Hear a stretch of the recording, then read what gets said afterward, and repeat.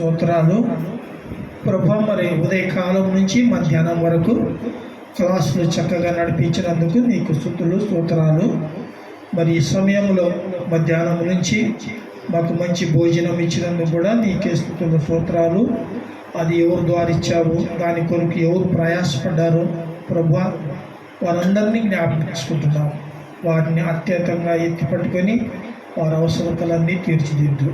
మరి ఈ సమయంలో మా మధ్య బ్రదర్ ప్రశాంత్ గారు మరి చక్కగా బోధించుటకు వారికి మంచి జ్ఞానం ఇచ్చి వాక్చర్చం ఇచ్చి వినేవారు శ్రద్ధగా విని ప్రభువా, లోకంలో ఎన్నో రకాల బోధలు అలాంటిలో ఈ సత్యమైన బోధను మేము ప్రాక్టీస్ ఉండగా మనుషులు మరి దాన్ని తెలుసుకొని దానికి గట్టిగా నిదర్శనంగా నిలబడేటట్లు సహాయం చేయి.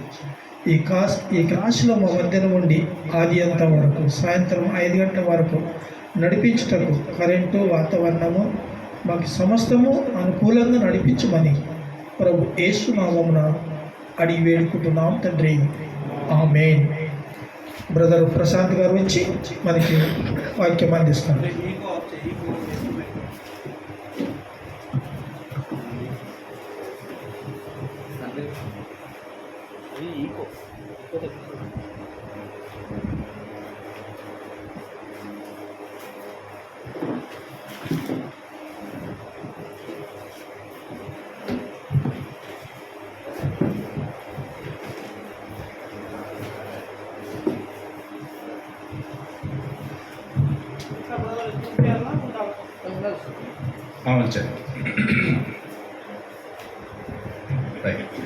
మరొకసారి మనం లాస్ట్ కొంచెం అది ఫినిష్ చేయలేదు, చెప్తాను. చెప్పాలి. ఉదయకాల సమయంలో మనం అనేకమైన విషయాలు నేర్చుకున్నాం. ఎలా అర్థమవుతుందా? మాట్లాడలేదు, అర్థమవుతుందా? అంటే ఈ సత్యవాక్యాన్ని సరిగా ఉపదేశించడం ద్వారా అనేక మందిని మనం మరి అక్రమమైనటువంటి బోధ నుంచి, అసత్యమైన బోధ నుంచి అనేక మందిని మనం ఏం చేస్తున్న వాళ్ళం అవుతాం, త్రిప్పిన వాళ్ళం అవుతాం, సత్యంలోకి తీసుకొచ్చినటువంటి వాళ్ళం అవుతాం. రైట్. దానియేలు గ్రంథంలో ఒక మాట ఉంటుంది, ఒకసారి చూడండి. దానియేలు గ్రంథం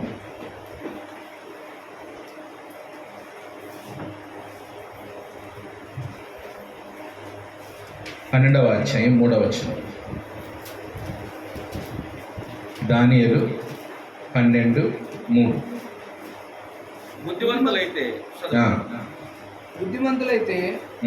ఆకాశ మండలములోని జ్యోతులను పోలిన వారై ప్రకాశించెదరు. బుద్ధిమంతులైతే ఆకాశ మండలములోని జ్యోతులను పోలిన వారై ప్రకాశించెదరు. నీతి మార్గమును అనుసరించి నడుచుకున్నట్లు ఎవరు అనేకులను త్రిప్పుదురో వారు నక్షత్రము వలె నిరంతరము ప్రకాశించెదరు.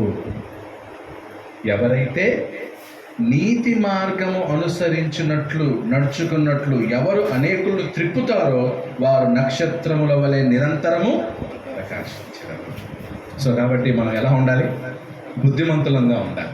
సో బుద్ధిమంతులు ఏం చేస్తారనమాట? నీతి మార్గాన్ని అనుసరించేటట్లు నడుచుకునేటట్లు అనేకుల్ని త్రిప్పుతారు. అంటే బుద్ధిమంతులు ఎవరైనా సన్మార్గంలో లేకపోతే వాళ్ళు ఏం చేస్తారనమాట, నీతి మార్గంలోకి తీసుకొస్తారు. అది మంచి మార్గం కాదు, అక్కడికి వెళ్ళిపోతే నువ్వు నాశనం అవుతావు, అక్కడికి వెళ్తే నీ ఆత్మ నశించిపోతుంది, అది కరెక్ట్ కాదు, ఇలా అని ఏం చేస్తారనమాట, దారి మళ్ళిస్తారు. అదే బుద్ధిహీనులు అయితే ఏం చేస్తారు, ఎవరు ఎలా పోతే నాకేంటి, ఎవరు నాశనం అయితే మాకేంటి, మాకు దొరికిందా మేము అనుభవిస్తున్నామా చాలు. సత్యము తెలిసిన వాడు ఎవరు అలా ఉండడు. సో సత్యం తెలిసేవాడు ఏం చేస్తాడంటే అనేకులను త్రిప్పడానికి ప్రయత్నించు. సో ఈరోజు మీ పని కూడా ఏంటంటే నీతి మార్గాన్ని నడుచుకునేటట్లు మీరు కూడా అనేకులను ఏం చేయాలి, ఈ యొక్క ఒక్కసారి అప్పగింపబడిన బోధ వైపు మీరు ఏం చేయాలి, అనేకులను త్రిప్పాలి, మళ్ళించాలి. అప్పుడు మీరేమవుతారట, ఆకాశంలో పోయిన నక్షత్రం, ఆకాశంలో నక్షత్రాల వలె. అది ఆ దేవుడు ఇస్తున్న ఆశీర్వాదం. అంతే కదా. నేను బెంగళూరు నుంచి ఇంత దూరం రావడానికి గల కారణం ఏంటంటే నీతి మార్గంలో మిమ్మల్ని ఏం చేయడానికి, నడపడానికి, అంతే. అంతే తప్ప ఇంకా వేరే ఇంకేమీ ఇది లేదు. యాదంలో ఏదో భూములు కొనాలని రాలే, సైట్లు కొనాలని రాలేదు, మీరు ఏదో నాకు డబ్బులు ఇస్తారని రాలేదు. ఒకే ఆశ ఏంటంటే నీతి మార్గంలోకి నడిపించినట్లయితే అది దేవుని యొక్క పని. ఆ నీతి మార్గం మనకి ఎలా తెలుస్తుందంటే వాక్యం ద్వారానే. ఆ వాక్యం మనకు తెలిసే కొద్దీ నీతి మార్గం మనకి ఎలా ఉంటుందన్నమాట, క్లియర్గా కనిపిస్తుంది.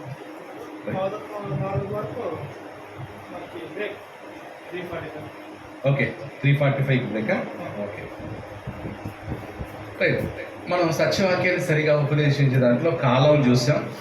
రైట్, అంటే సత్యవాక్యాన్ని మనం సరిగా ఉపదేశించాలంటే పితరుల యుగం, ధర్మశాస్త్ర యుగం, క్రైస్తవ యుగం అని మూడు యుగాలు ఏం చేయబడ్డాయి అన్నమాట, విభజించబడ్డాయి. అప్పుడు పితరుల యుగం ఎన్ని వేల సంవత్సరాలు, 2500 సంవత్సరాలు. ధర్మశాస్త్ర యుగం ఎన్ని వేల సంవత్సరాలు, 1500 సంవత్సరాలు. క్రైస్తవ యుగం ఎన్ని వేల సంవత్సరాలు, 2024 వరకు రన్ అవుతుంది. అలాగే పుస్తకాలు చూసాం. పితరుల యుగం ఎక్కడ స్టార్ట్ అవుతుంది, ఆదికాండం 1వ అధ్యాయంతో స్టార్ట్ అయ్యి నిర్గమకాండం 19వ అధ్యాయంతో ముగుస్తుంది. ధర్మశాస్త్రం ఎక్కడ స్టార్ట్ అవుతుంది, నిర్గమకాండం 20తో స్టార్ట్ అయ్యి అపోస్తుల కార్యం 1వ అధ్యాయంతో ముగుస్తుంది. అలాగే క్రైస్తవ్యం ఎక్కడ స్టార్ట్ అవుతుంది, అపోస్తుల కార్యం 2వ అధ్యాయంలో స్టార్ట్ అయ్యి ప్రకటన 22 వరకు కూడా క్రైస్తవ యుగమే. వ్యక్తులు చూసాం. పితరుల యుగం ఎవరితో స్టార్ట్ అయింది, ఆదాముతో స్టార్ట్ అయ్యి యోసేపు వరకు పితరుల యుగం. ధర్మశాస్త్ర యుగం మోషేతో స్టార్ట్ అయ్యి యేసుక్రీస్తు ధర్మశాస్త్రానికి ఏమయ్యాడు, సమాప్తం. అంటే ధర్మశాస్త్రాన్ని యేసుక్రీస్తు ఏం చేస్తే నెరవేర్చి కొట్టివేశాడు. ఊరికి కొట్టివేయాలి, నెరవేర్చి కొట్టివేశాడు. సో ఇప్పుడు ఎవరు కూడా ధర్మశాస్త్రం ప్రకారం ఏం చేయాల్సిన అవసరం లేదు, పాటించాల్సిన విధుల్ని కానీ ఆజ్ఞలు కానీ పాటించాల్సిన అవసరం లేదు. రైట్. అలాగే క్రొత్త నిబంధన ఎవరితో స్టార్ట్ అయింది, అపోస్తులు. ఓకే, అపోస్తులతో స్టార్ట్ అయ్యి నేటి వరకు ఎప్పటి వరకు క్రొత్త నిబంధన క్రైస్తవ యుగం ఉంటుందంటే యేసుక్రీస్తు 2వ రాకట వరకు. తర్వాత ఆరాధనా స్థలం. పితరుల యుగంలో దేవుని ఎక్కడ ఆరాధించారు, పలానా స్థలం అని లేదు. ధర్మశాస్త్రంలో యెరూషలేము దేవాలయం. క్రొత్త నిబంధనలో క్రైస్తవ యుగంలో ఎక్కడైనా ఆరాధించవచ్చు. అయితే ఎలా చేయాలి, సంఘముగా కూడుకోవాలి. నేను సంఘంతో ఉండను, దూరం వెళ్తాను, నేను ఒక్కడనే ఉంటాను అని కాదు, సంఘముతో కూడు. ఆరాధన దినం పితరుల యుగంలో ఫలానా రోజు అని లేదు. ధర్మశాస్త్ర యుగంలో శనివారం అనగా సబ్బా. క్రైస్తవ యుగంలో ఆది. జంతు బలులు పితరుల యుగంలో ఉన్నాయి, ధర్మశాస్త్ర యుగంలో ఉన్నాయి, క్రైస్తవ యుగంలో లేవు. ఆరాధనలో వాయిద్యాలు పితరుల యుగంలో ఆజ్ఞ లేదు, ధర్మశాస్త్ర యుగంలో ఉన్నాయి, ఆజ్ఞ ఉన్నది, వాయించారు. ఎప్పుడు వాయించారు, దహన బలి అర్పించేటప్పుడు వాయించారు. అది సమాప్తమైన తర్వాత తలలో వచ్చి ఆరాధించారు. క్రైస్తవ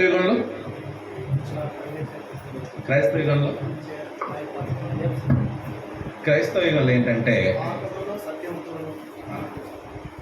యోహాను సువార్త 4:24.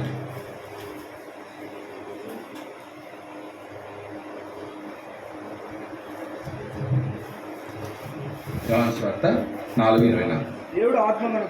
దేవుడు ఆత్మ గనుక ఆయన ఆరాధించువారు ఆత్మతోను సత్యముతోను ఆరాధింపవలెను.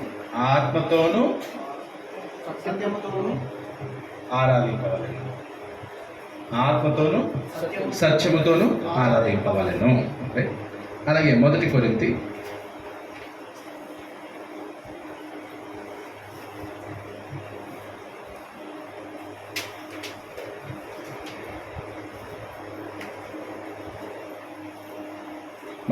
14వ అధ్యాయం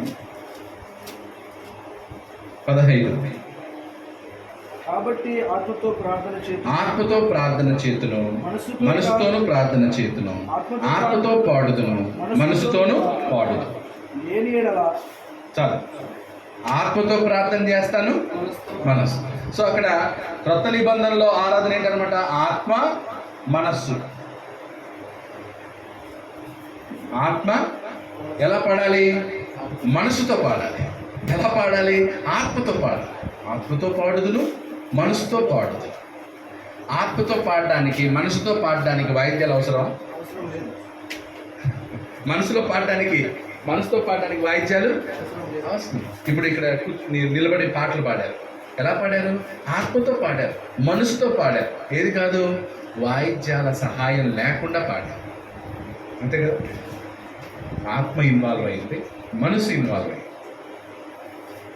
సో కాబట్టి ఇప్పుడు క్రొత్త నిబంధనల వాయిద్యాలు ఉన్నాయా? లేవు అని రాసుకోండి. లేవు.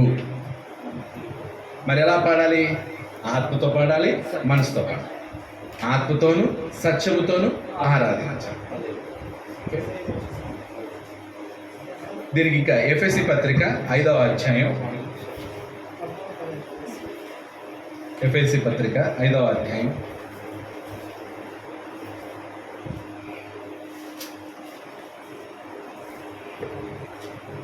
19-20. ఒకరినొకడు కీర్తనతోనూ, ఒకరినొకడు, స్త్రీలు చదవనమ్మా, ఎవరు చదివారు? ఆ, కీర్తనలతోనూ, సంగీతములతోనూ, ఆత్మ సంబంధమైన పాటలతోనూ హెచ్చరించుచు మీ హృదయములకు ప్రభువును గురించి పాడుచు కీర్తించుచు తమను గూర్చి తన్నిన దేవునికి ఎల్లప్పుడూ కృతజ్ఞతాస్తులు చెల్లించు.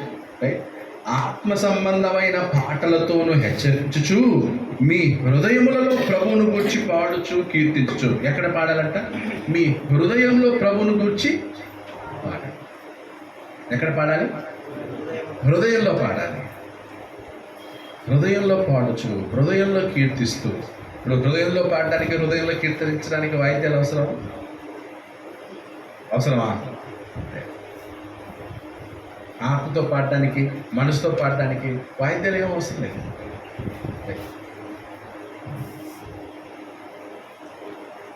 తర్వాత ఒకరినొకడు కీర్తనలతోనూ, సంగీతములతోనూ, ఆత్మ సంబంధమైన పాటలతోనూ హెచ్చరించుచు. ఏముండాలి? పాటల ద్వారా కూడా హెచ్చరిక ఉండాలి. పాటలు పాడడం ద్వారా ఏముండాలి?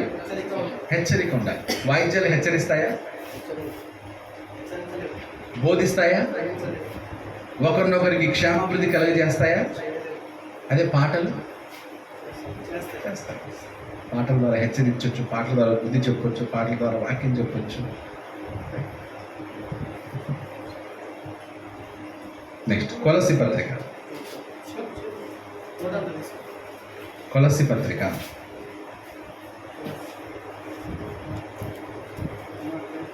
3వ అధ్యాయం 16వ వచనం. కొలస్సీ 3:16. సంగీతములతోనూ, కీర్తనలతోనూ, ఆత్మ సంబంధమైన పద్యములతోనూ ఒకనికి ఒకడు బోధించి చూసి ఏం చేయాలంట? అంటే పాటల్లో కూడా ఏముంది? బోధ. మరి వాయిద్యాలు బోధిస్తాయా? హెచ్చరిస్తాయా? వాయిద్యాలు హెచ్చరించవు, వాయిద్యాలు బోధించవు. ఓకే. తర్వాత ఆత్మ సంబంధమైన పద్యములతోనూ ఒకరినొకడు బోధించుచు బుద్ధి చెప్పుచు ఏం చేయాలంట? అంటే అప్పుడు హెచ్చరించాలి, తర్వాత బోధించాలి, బుద్ధి చెప్పాలి. ఏ సంగీతం చేస్తుంది? ఈ 3 గాత్ర సంగీతం చేస్తుందా, వాయిద్య సంగీతం చేస్తుందా? వాయిద్య సంగీతం బుద్ధి చెప్పలేదు, బోధించలేదు, హెచ్చరించలేదు. అదే గాత్ర సంగీతం. అందుకే అప్పుడు సంగీతం అంటే ఇక్కడ చెప్పబడిన సంగీతం ఇది గాత్ర సంగీతం, వాయిద్య సంగీతం? గాత్ర సంగీతం. ఎందుకంటే గాత్ర సంగీతం ద్వారా హెచ్చరించవచ్చు, బోధించవచ్చు, బుద్ధి చెప్పవచ్చు. అర్థమైంది కదా? బుద్ధి చెప్పుచు కృపాసహితముగా మీ హృదయములలో దేవుని గూర్చి గానము చేయొచ్చు. ఎక్కడ? మీ హృదయములలో దేవుని గూర్చి గానము చేయొచ్చు. ఎక్కడ? హృదయంలో. హృదయంలో వాయిద్యం పడుతుందా? హృదయంలో వాయిద్యాలు ఉంటాయా? హృదయంలో వాయిద్యాలు ఉండవు, మనసులో వాయిద్యాలు ఉండవు. కానీ దేవునికి ఎక్కడి నుంచి కావాలంట? హృదయంలో నుంచి కావాలి. అప్పుడు వాయిద్యాలతో తర్వాత సమస్త విధములైన జ్ఞానముతో ఆ, క్రీస్తు వాక్యము మీలో సమృద్ధిగా నివసింపని క్రీస్తు వాక్యము మీలో సమృద్ధిగా నివసింపనీయుడి. ఏ వాక్యం? క్రీస్తు వాక్యం. నా వాక్యం కాదు, పలానా ఏ పాస్టర్ వాక్యమో కాదు, సతీష్ కుమార్ వాక్యం కాదు, ఏసన్న వాక్యం కాదు. ఎవరి వాక్యం ఇది? క్రీస్తు వాక్యం. క్రీస్తు వాక్యం. బా, సతీష్ కుమార్ వాక్యం భలే ఉంటుంది. సతీష్ కుమార్ వాక్యం ఎవరిది వాక్యం? క్రీస్తుది. ఎవరిది వాక్యం? భక్త సింగ్ గారిదా? క్రీస్తుది వాక్యం. ఎవరిది వాక్యం? క్రీస్తుది, మనుషుల్ది కాదు. ఆ వాక్యానికి పరిచారకులు అంతే. వాక్యం క్రీస్తుది. కాబట్టి ఏ వాక్యం మీలో సమృద్ధిగా నివసించాలి? క్రీస్తు వాక్యం సమృద్ధిగా నివసించాలి. రైట్. నెక్స్ట్ తులిపేస్తారా? తులిపేయండి.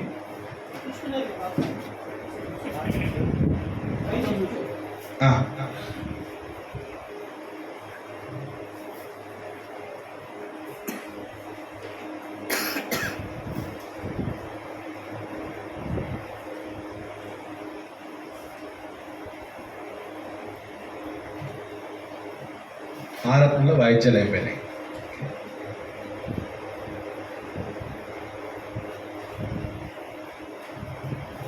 నెక్స్ట్ పండుగలు. పండుగల గురించి ఆలోచిద్దాం. పండుగలు ఉన్నాయా లేవా? చెయ్యాలా చేయకూడదా? ఏందో మరి ఇప్పుడు అది పెద్ద ఇదిగా మారింది. చూద్దాం.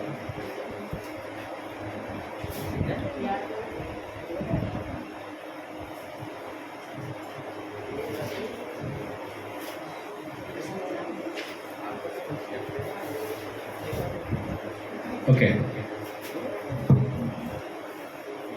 సో మళ్ళీ ఇది కంటిన్యూ అవుతుంది. ఓకే, పితరుల యుగం,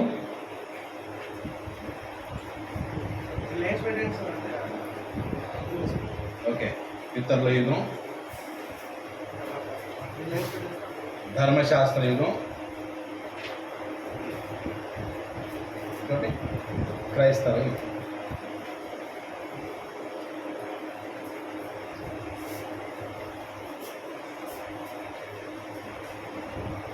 రైట్. ఎన్నోది? 7. 7th point. వారధుల వాయిద్యాలు ఎన్నోది?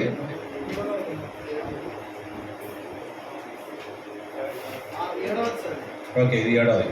పండుగలు. పితరుల యుగంలో ఏ పండుగలు ఉన్నాయి? అబ్రహాం గారు ఏ పండుగ చేశాడు? యోసేపు ఏ పండుగ చేశాడు? యాకోబు ఏ పండుగ చేశాడు?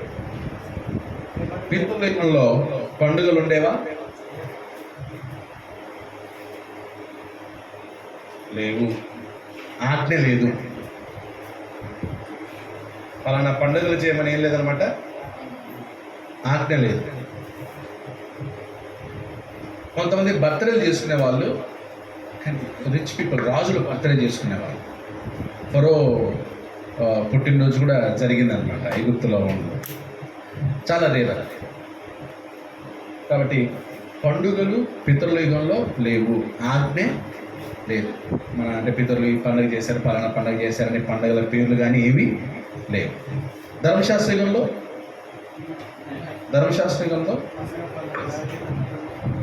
3 ప్రధానమైన పండుగలు కలవు ఉండాల్సిన పండుగలు కలవు.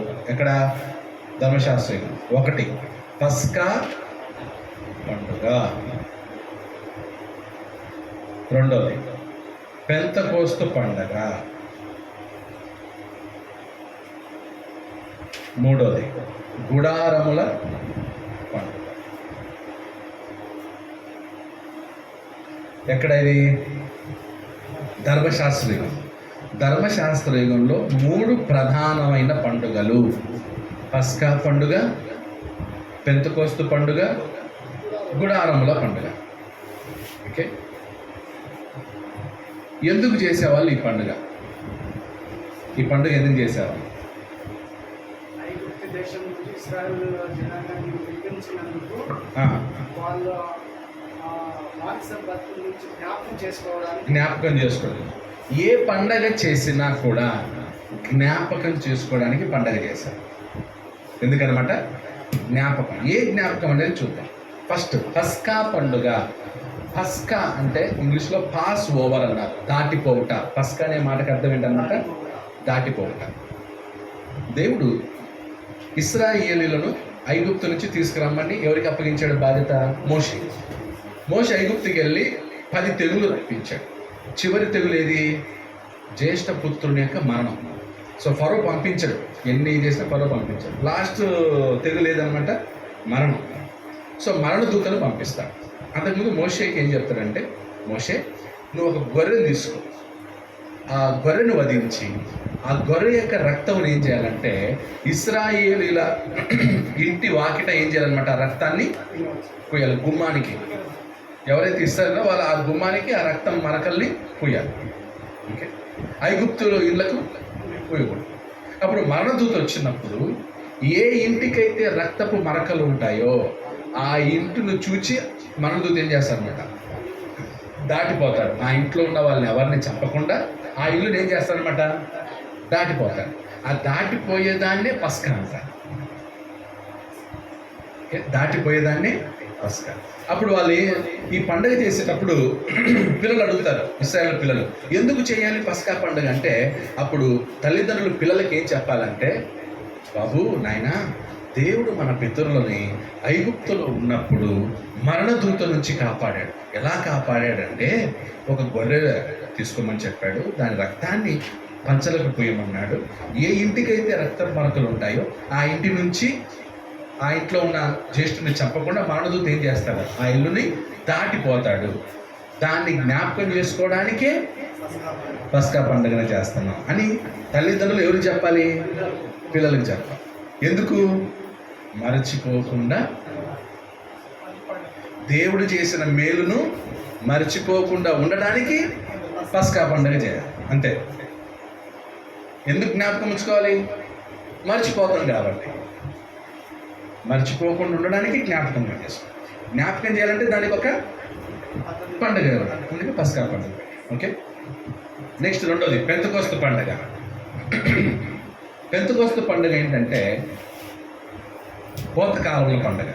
పెంతెకోస్తు పండుగ అన్న, కోతకాలముల పండుగ అన్న, కోత నోట్లో ఉంచుతారు. ప్రథమ ఫలముల పండుగ. పెంతెకోస్తు పండుగ అన్న, కోతకాలముల పండుగ అన్న, ప్రథమ ఫలములు. పెంతెకోస్తు అంటే 50వ దినం. పెంతెకోస్తు అనే మాటకు అర్థం ఏంటి? 50వ దినము. సో ఇప్పుడు పెంటెకోస్తు చర్చిలు ఉన్నాయి కదా, పెంటెకోస్తు చర్చ్ వచ్చి పండగ పేరు చర్చికి పెట్టచ్చా? మాట్లాడలేదు. పండగల పేరు చర్చికి పెట్టచ్చా? ఇప్పుడు మన ఇండియాలో సంక్రాంతి పండుగ తెలుసు కదా. సంక్రాంతి పండుగ ఎందుకు చేస్తారు? మొదటి ధాన్యంతో ఏం చేస్తారనమాట? వంట వండుతారు. దాన్ని పండగలాగా ఆచరిస్తారు. సంక్రాంతి పండుగ ఫస్ట్ వచ్చిన ధాన్యంతో ఏం చేయడం అనమాట? ఆ ధాన్యంతో వంట చేసి దాన్ని విగ్రహాలకి అర్పిస్తారు. దాన్ని సంక్రాంతి. ఇప్పుడు సంక్రాంతి పండుగ తీసుకొచ్చి చర్చికి పెడితే ఎలా ఉంటుంది? సంక్రాంతి సంఘం అంటే బాగుంటుందా? మరి పెంతెకోస్తు అనేది పండగ పేరు అంతే. పండగ పేరు తీసుకొచ్చి దేనికి పెట్టారు? సంఘానికి పెట్టారు. పెంతెకోస్తు పండుగ రోజు సంఘం స్థాపించబడింది తప్ప పెంతెకోస్తు సంఘాన్ని స్థాపించలే. పాయింట్ అర్థమైందా? పెంతెకోస్తు పండుగ రోజు ఏమైంది? సంఘం స్థాపించబడింది అంతే తప్ప పెంతెకోస్తు సంఘాన్ని స్థాపించలేదు. చాలామంది పొరపాటు పడి పెంతెకోస్తు సంఘమే ఫస్ట్ స్థాపించారు అన్నమాట. పెంతెకోస్తు అనే పండుగ దినమున 3000 మంది స్థాపించారు. అర్థమైందా? కాబట్టి పెంతుకోస్తు అనే పేరు సంఘానికి పెట్టకూడదు. అది పండగ. పెంతకోస్తు అంటే ఏంటి? 50వ దినము. పస్కా పండుగకి, పెంతుకోస్తు పండగకి 7 వారములు లెక్కించాలి. ఎన్ని వారాలు? 7 వారాలంటే 7 ఏళ్ళు 49 రోజులు. 49వ రోజు ఏ రోజు వస్తుంది? శనివారం వస్తుంది. 49వ రోజు ఏ రోజు వస్తుంది? శనివారం. 50వ రోజు ఏ రోజు వస్తుంది? ఆదివారం వస్తుంది. ఆ రోజు ఏం చేస్తారంటే వాళ్ళ పొలాల్లో పండినటువంటి మొదటి ధాన్యాన్ని వాళ్ళు వాడకుండా ఏం చేస్తారనమాట, తీసుకొచ్చి యెరూషలేము దేవాలయానికి తీసుకొస్తారనమాట. దేవునికి ఇవ్వాలి. ప్రథమ ఫలం దేవునిది, మొదటి పంట దేవునిది. అంటే 100 బస్తాలు పండితే 10 బస్తాలు ఫస్ట్ ఎవరికి ఇవ్వాలి? దేవుని మందిరానికి తీసుకొచ్చి ఇవ్వాలి. ఇప్పుడు ఇదే ఫార్ములాని ఫాలో చేస్తుంటే గుత్తిలో కదా, గుత్తిలో వెళ్తాను చాలా సంఘాల్లో, రైట్. ఒకవేళ చిక్కుడుగాయ వేసి ఉంటారు, చిక్కుడుగాయ పాలు, ఆ చిక్కుడుగాయలు ఫస్ట్ వచ్చిన చిక్కుడుగాయలన్నీ కోసి కూడా చర్చికి ఇచ్చేస్తారు. సొరకాయ పండితే సొరకాయ తీసుకొచ్చి ఫస్ట్ చర్చి. మా ఊళ్ళో ఉండేవాడు సిఎస్ఐ పాస్టర్. ఆయన ఏం చేసేవాడు, ఇలా సొరకాయ ఎవరైనా సొరకాయ తీసుకొచ్చి మా తోటలో పండిందండి ఫస్ట్ అంటే ఇలా ఆయన తీసుకెళ్ళడానికి బరువై దాన్ని పాట పాడేవాడు, వేలం పాటలాగా. దేవుని పాట ఈ సొరకాయ 10 రూపాయలు అనేవాడు. ఒకరు 20, 30, 40, 50, 100 రూపాయలు లేదు. వాళ్ళకి 100 సొరకాయ ఇచ్చి 100 రూపాయలు తీసుకెళ్ళిపోయాడు. మనిషి దేవునికి ఇచ్చిన దాన్ని కూడా ఏం చేయగలడు? కమర్షియల్గా చేయగలడు. చాలా ఇశ్రాయేలీయులు ఈ పంటను చేసేవాళ్ళు. పస్కా పండగ అయిన 7 వారాలకి వచ్చే పండుగ ఏందనమాట? పెంతుకోస్తు. ఆ రోజు ఏం చేయాలి? వాళ్ళ పంటలో పండిన మొదటి ధాన్యాన్ని తీసుకొచ్చి ఎందుకు చేయాలి ఈ పండుగ అంటే? ఎందుకు చేయాలంటే దేవుడు ఇశ్రాయేలీయులను 40 సంవత్సరాలు పోషించాడు. ఎన్ని సంవత్సరాలు? అరణ్యంలో వీళ్ళు వ్యవసాయం చేయలే, పనులకు పోలేదు, భూములు లేదు, పంటలు లేదు. 40 సంవత్సరాలు దేవుడు వీళ్ళకి మన్నానిచ్చి పూరేలనిచ్చి ఏం చేశాడు? పోషించాడు. 40 సంవత్సరాల తర్వాత ఇశ్రాయేలీయులు ఐగుప్తులో ఏం చేస్తున్నారు? అడుగు పెడుతున్నారు. ఇశ్రాయేలీయులు కనాను దేశంలో అడుగు పెట్టగానే, పాలు తేనెలు ప్రవహించే కనాను దేశంలో కాలు పెట్టగానే ఆకాశం నుంచి మన్నా ఆగిపోయింది, పూరెళ్ళు ఆగి. అప్పుడు వీళ్ళు ఆ కనాను, పాలు తేనెలు ప్రవహించే కనాను దేశం యొక్క పంటను వీళ్ళు ఏం చేశారనమాట? భుజిస్తారు. కనాను దేశానికి తీసుకెళ్ళడమే దేవుని యొక్క ఉద్దేశం కదా. అలా కనాను దేశానికి వచ్చాక కనాను దేశంలో ఆ పాలు తేనెలు ప్రవహించే నేల యొక్క పంటని భుజించినప్పుడు మన్నా ఏమైపోయింది? ఇప్పుడు దాన్ని తరతరాలకు ఏం చేయాలి? వీళ్ళు బోధించాలి, చెప్పాలి. వాళ్ళ పిల్లలకు చెప్పుకుంటూ రావాలి. అలా చెప్పుకుంటూ ఉండాలంటే జ్ఞాపకార్థంగా ఉండాలి. ఆ జ్ఞాపకార్థం ఉండడానికి ఏ పండుగ చేయమన్నాడు? పెంతెకోస్తు. ఆ పెంతెకోస్తు పండుగ రోజు మీరు ధాన్యం తీసుకుని, నేను 40 సంవత్సరాలు మిమ్మల్ని పోషించాను కదా, మీరు సంవత్సరానికి ధాన్యం తీసుకొచ్చి ఏం చేయండి? నాకు ఇవ్వండి, మొదటి పంట నాది అన్నాడు దేవుడు. ఓకే, అలా ప్రతి సంవత్సరంలో పండిన మొదటి పంటల నుంచి 10% ఏం చేయాలి? యెరూషలేముకి తీసుకురావాలి. పండగ చేయమన్నాడు. ఎందుకు చేయమన్నాడు? కారణం కూడా, కారణం లేకుండా చేయమన్నాడా పస్కా పండుగని? లేదు, దానికి ఒక కారణం. పెంతెకోస్తు పండుగ చేయమన్నాడు, దానికి కారణము చెప్పాడు. 3వ పండుగ ఏది? గుడారాల పండుగ. ఈ పండుగ ఎందుకు చేయమన్నాడంటే అరణ్య సంవత్సరం 40 సంవత్సరాలు ఉన్నాడు కదా, 40 సంవత్సరాలు వీళ్ళు ఎక్కడున్నారు? గుడారాల్లో ఉన్నారు. గుడారాల్లో వేసుకోవడం, ఉండటం, మళ్ళీ గుడారాలు పీకడం, మళ్ళీ ప్రయాణం చేయడం, మళ్ళీ గుడారం వేయడం. అలా గుడారాల్లోనే 40 సంవత్సరాలు గడిపారు. ఈ గుడారాలు 40 సంవత్సరాలు ఉన్నప్పుడు పాము కానీ, పురుగు కానీ, సింహం కానీ, ఎలుగుబంటి కానీ, ఏ అడవి మృగాలు కానీ వీళ్ళని ఏం చేయలేదు. గుడారాల్లో ఉన్నప్పుడు మరి ఎంత ప్రమాదం, అరణ్యాల ప్రయాణం ఉన్నప్పుడు ఎంత ప్రమాదం. ఏ విష పురుగు కూడా వీళ్ళకి ఏం చేయలేదన్నమాట. అలా కాపాడాడు దేవుడు. దాన్ని వీళ్ళు మరిచిపోకుండా జ్ఞాపకార్థంగా ఉంచడానికి వీళ్ళు ఏం చేయాలన్నమాట. సో అప్పుడు వీళ్ళు యెరూషలేముకి వచ్చాక ప్రతి సంవత్సరం ఇల్లు వదిలి కొంచెం దూరంగా వెళ్ళి గుడారాలు వేసుకొని ఆ పండుగను చేయాలి. అప్పుడు పిల్లలు అడుగుతారు, ఎందుకు మన ఊరు వదిలేసి బయటకు వచ్చి గుడారం వేసుకున్నాం? ఎందుకంటే నాయన ఇది జ్ఞాపకార్థంగా ఉండడానికి దేవుడు అరణ్యంలో గుడారంలో నివసించినప్పుడు మన పితరులు దేవుడు వారిని కాపాడాడు అని వాళ్ళ తరాలకి ఏం చేయడానికి అన్నమాట. అలా 3 పండుగలు. పండగ చేయమన్నాడు, దానికి ఏముంది? ఆజ్ఞ ఉందా? ఎస్, ఆజ్ఞ ఉంది.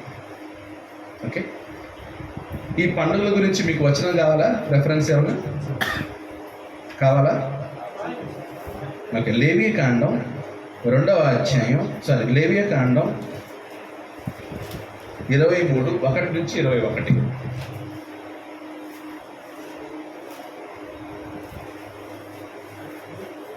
లేవియకాండం 23వ అధ్యాయం 1 నుండి 21 వరకు ఈ 3 పండుగల గురించి ఉంటుంది. ఓకే, ఇప్పుడు ఈ 3 పండుగల్లో ఏ పండుగ చేయాలి మనం? వాళ్ళు ఏ పండుగ చేయాలి? చేయాల్సిన ఎందుకు? వార్తలు ప్రకటించాలి. ఈ 3 పండుగలు మనం ఎందుకు చేయకూడదు? మనకు ఆజ్ఞ లేదు. పరిశుద్ధంగా ఆజ్ఞ లేదు. నన్ను జ్ఞాపకం చేసుకోవాలనే కదా ఆయన రెక్కను, ఆయన రెక్క. ఓకే, ఇవి ఎందుకు చేయకూడదు? ఇది ఇశ్రాయేల్ మాత్రమే. ధర్మశాస్త్రం కొట్టివేయబడింది. ధర్మశాస్త్రం కొట్టివేయబడింది ఒక కారణం. ఇంకా కారణం అసలు అది ఎవరికి? ఇశ్రాయేల్. మన పితరులు గుడారంలో ఉన్నారా? లేదు. మనం ఇశ్రాయేల్ నుంచి వచ్చిన వాళ్ళం కాదు. మనం ఎవరి నుంచి వచ్చిన వాళ్ళం? అన్యుల నుంచి వచ్చిన వాళ్ళం. అబ్రహాం సంతానం కాదు మనం. ఓకే, మనం ఏ సంతానం నుంచి వచ్చామని మీకు తెలియాలి. ఓకే ఓకే, అబ్రహాంకి 2 కుమారులు. ఎవరెవరు? ఇష్మాయేలు, ఇస్సాకు కదా. ఇస్సాకుకి 2 కుమారులు. ఎవరు? ఏశావు, యాకోబు. ఈ యాకోబు సంతానమే ఎవరు? ఇశ్రాయేలు. అవునా? ఓకే, సో కొంచెం అబ్రహాం తండ్రి ఎవరు? అబ్రహాం తండ్రి తేరాహు. తేరాహు తండ్రి తేరాహుకు ముందెవరు? అలా వెళ్తే ఉండండి. ఓకే, మొత్తం లిస్ట్ వద్దు కానీ నోవాహు దగ్గరికి వెళ్దాం. నోవాహుకి 3 కుమారులు. ఎవరెవరు? చెప్పండి. నోవాహుకి 3 కుమారులు ఎవరు? షేము, హాము, యాపేతు. షేము, హాము, యాపేతు. ఇప్పుడు అబ్రహాం, ఇశ్రాయేల్ అందరూ ఎక్కడి నుంచి వచ్చారన్నమాట? షేము వంశాల నుంచి వచ్చారు. ఇశ్రాయేల్ ఎక్కడి నుంచి వచ్చారు? షేము నుంచి వచ్చినారు. ఇష్మాయేలు ఎక్కడి నుంచి వచ్చారు? షేము నుంచి వచ్చారు. అబ్రహాం నుంచి. కానీ మేమేం నోవాహు కుమారులు 3 కదా, షేము నుంచి వచ్చారు. హాము నుంచి వచ్చిన వాళ్ళు ఎవరంటే, హాము నుంచి వచ్చిన వాళ్ళు ఆఫ్రికా, అంటే నల్ల జాతి, బ్లాక్ పీపుల్. నల్ల జాతి ఎక్కడి నుంచి వచ్చిందనమాట? హాము నుంచి వచ్చిన. యాపేతు నుంచి వచ్చిన వాళ్ళు తెల్ల జాతి, యూరోపు, రష్యా, పారసీకులు, నార్త్ ఇండియన్స్ అందరూ ఎవరంటే పర్షియన్స్ అన్నమాట. అందుకే నార్త్ ఇండియన్స్ అందరూ తెల్లగా ఉంటారు, హైట్గా ఉంటారు, బాడీ. నార్త్ ఇండియన్ వాళ్ళందరూ ఎక్కడి నుంచి వచ్చారనమాట? యాపేతు నుంచి. యూరోపు తెల్లగా ఉన్న వాళ్ళందరూ, తెల్ల జాతి అంతా ఎక్కడి నుంచి? యాపేతు. నల్లగా ఉన్న వాళ్ళందరూ ఎక్కడి నుంచి వచ్చారు? ఆఫ్రికా. అప్పుడు మన సౌత్ ఇండియన్స్, తమిళలు, మనమందరం ఎక్కడి నుంచి వచ్చామన్నమాట? హాము నుంచి వచ్చాం. ఇశ్రాయేల్ ఎక్కడి నుంచి వచ్చారనమాట? షేము. అర్థమవుతుందా? సో కాబట్టి మన ఇశ్రాయేలులకి శరీర సంబంధమైనవి ఏవి ఇచ్చినా అవి మిగతా వాళ్ళకి సంబంధం లేదు. కనాను దేశం ఎవరికి ఇచ్చాడు? ఇశ్రాయేలుకి ఇచ్చాడు, అందరికి కాదు. ధర్మశాస్త్రం ఎవరికి? ఇశ్రాయేలులకి, అందరికి కాదు. యేసుక్రీస్తు అందరికీ. యేసుక్రీస్తు అందరికీ, ఇశ్రాయేళ్ళకి అందరికీ. యేసుక్రీస్తు అందరికీ ప్రభు అని ఆ యేసుక్రీస్తు అందరికీ ప్రభు. ఇంకా అందరూ యేసు దగ్గరికి రావాల్సిందే. ఇంక నేను ఇశ్రాయేలుని, ఒకప్పుడు నేను అబ్రహాం సంతానం, అవన్నీ ఆ పప్పులు ఉడకవు. నేను అబ్రహాం సంతానం, నేను సున్నతి చేసుకున్నాను, మేము యాకోబు మా నాన్న, ఏమి ఉడకవు. సరే ఓకే, ఇశ్రాయేలుడవే అయితే యేసులో ఉన్నాము, సున్నతి చేసుకున్నాడువే ఓకే యేసులో ఉన్నాము, అంతే. అందరూ యేసుక్రీస్తు నమ్మాల్సింది. సో కాబట్టి మనం ఈరోజు ఏ పండుగలు చేయాలి?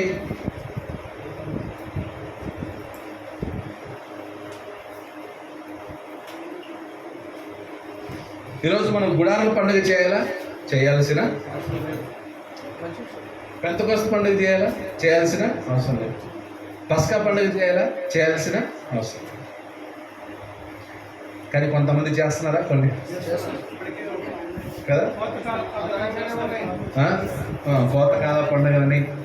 ఈ పెంతెకోస్తు పండుగకే 4 పేర్లు ఉన్నాయి. పెంతెకోస్తు పండుగ, వారముల పండుగ,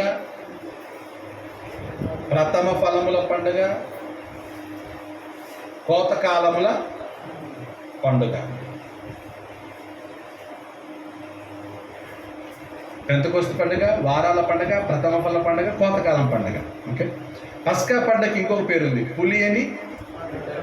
పులియని రొట్టెల పండుగ.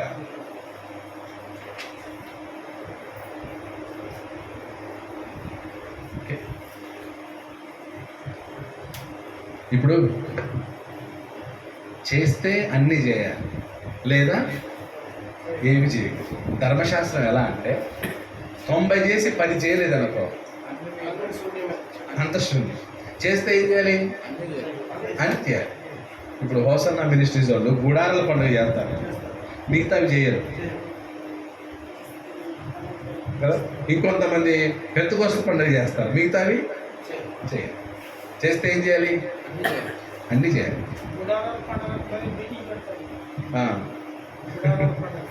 ఒకసారి చూడండి, యాకోబు పత్రికలో ఒక మాట అంటారు. యాకోబు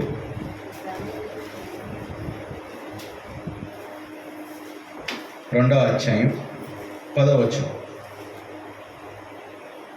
ఎవడైనను ధర్మశాస్త్రం అందరూ ఓపెన్ చేస్తున్నారా? యాకోబు 2:10. ఎవడైనను ధర్మశాస్త్రమంతయు గైకొనియు ఒక ఆజ్ఞ విషయములో తప్పిపోయిన ఎడల అపరాధి. ఇంకేమన్నా ఉందా? అన్ని చేశాడంట, ఒక్కటి చేయలేదంట, అయినా నువ్వెవరివి? అపరాధివి. అంటే ధర్మశాస్త్రం చేస్తే అన్ని చేయాలి, 100 ఉంటే. నేను గుడారాల పండుగ చేస్తా కానీ యెరూషలేము పోనంటే, గుడారాల పండుగ చేయాలి, ఎక్కడికి పోయి చేయాలి? యెరూషలేము పోయి చేయాలి. వీళ్ళు ఎక్కడ చేస్తున్నారు? గుంటూరులో చేస్తున్నారు. గుడారాల పండుగ చేయి, ఎక్కడికి వెళ్ళి చేయి? ఓకే, యెరూషలేము పోతే అక్కడ ఏముండాలి? దేవాలయం ఉండాలి. దేవాలయం ఉందా? లేదు. దేవాలయం ఏమైంది? నాశనం అయింది. మరి అక్కడ పోయి ఎవరికి కనిపిస్తావు? బలులు. దేవాలయమే లేదు.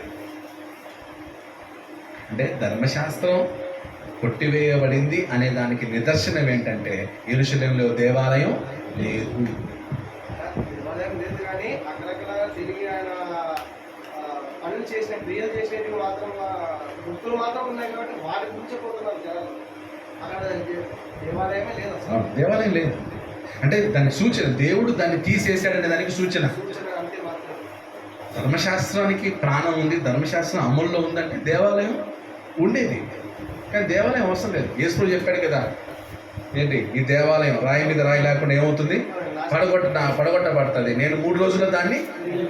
అంటే యేసు చెప్పిన మందిరం ఏది? ఆత్మ సంబంధమైన మందిరం, ఆత్మ సంబంధమైన సంఘం గురించి చెప్పాడు. సో శరీర సంబంధమైన దేవాలయం ఇప్పుడు యెరూషలేములో లేదు, యాజకులు లేరు.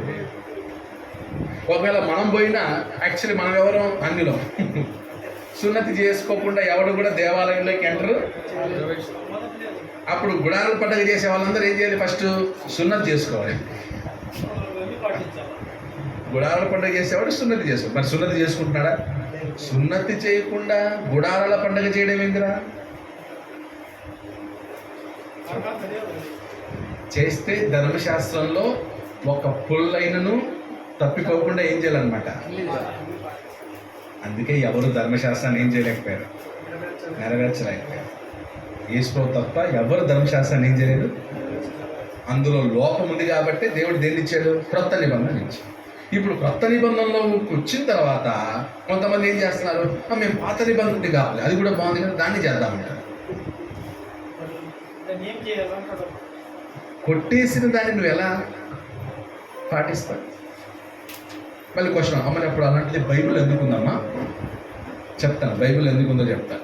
మనకు బుద్ధి కలగడానికి, బోధ కలగడానికి, దృష్టాంతముగా ఉండటానికి పాత నిబంధన ఏం చేశాడనమాట, ఉంచాడు.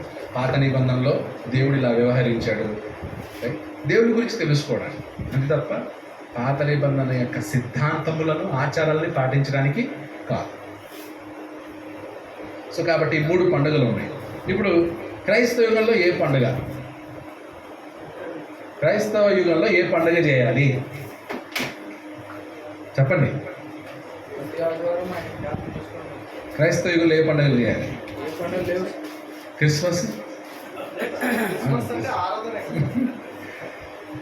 సో కొంతమంది క్రిస్మస్, తర్వాత ఈస్టర్, గుడ్ ఫ్రైడే. సో ఇప్పుడు ఓకే, క్రిస్మస్ క్రీస్తు జన్మదినం. క్రీస్తు జన్మదినం ఆచరించమని ఎక్కడైనా ఆజ్ఞ ఉందా? ఆజ్ఞ లేదు.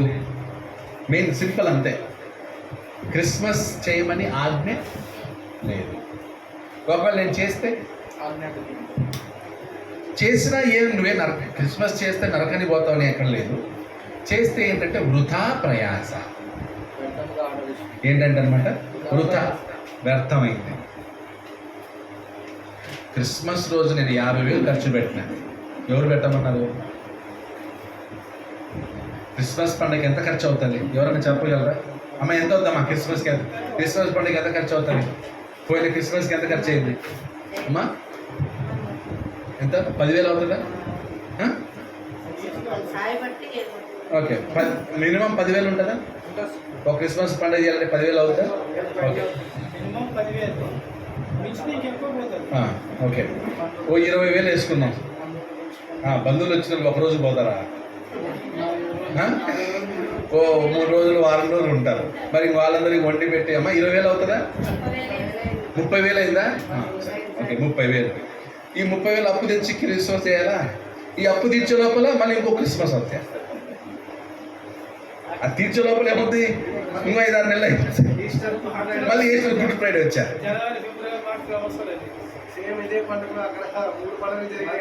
సో పండగలకి ₹1,00,000 ఖర్చు పెడితే ఓకే, నువ్వు సత్కార్యాలు ఏం చేస్తావు? సత్కార్యాలు చేయాలి కదా. సత్కార్యాలు చేయకుండా నువ్వు క్రిస్మస్ పండుగలు చేసుకుంటూ, ఈస్టర్ పండుగలు చేసుకుంటే పరలోకంలో నువ్వు ధనాన్ని ఎలా కూర్చుకుంటావు? పండగలు చేస్తే ధనాన్ని కూర్చుకుంటావా?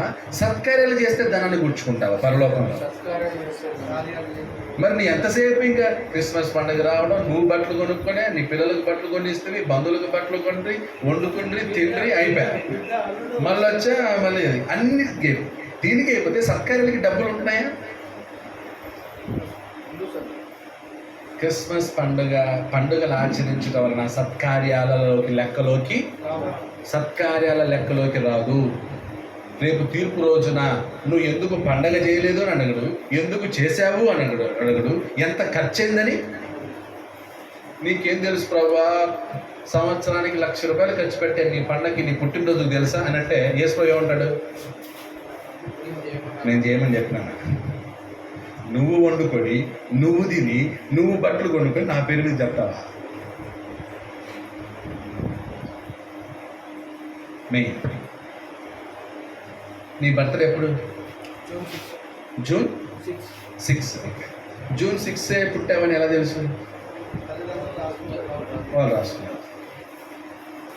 ఇప్పుడు జూలై 5వ తారీఖు చేద్దాం నీ బర్త్డే.